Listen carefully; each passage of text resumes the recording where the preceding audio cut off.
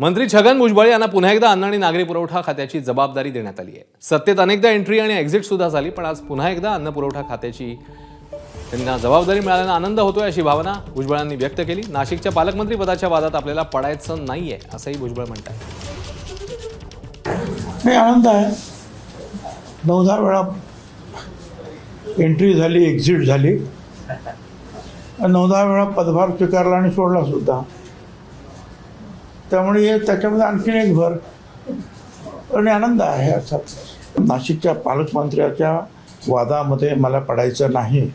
मूळ जन्म माझा नाशिकचा, म्हणजे मी नाशिकचा बालक आहे आणि ते बालकपद जे आहे ते कोणी काय काढून घेऊ शकत नाही। पालकमंत्री कोण करायचं ते मुख्यमंत्री ते लोक ठरवतील, काय ते करू देत त्यांना, पण नसला तरी माझं काही बिघडत नाही।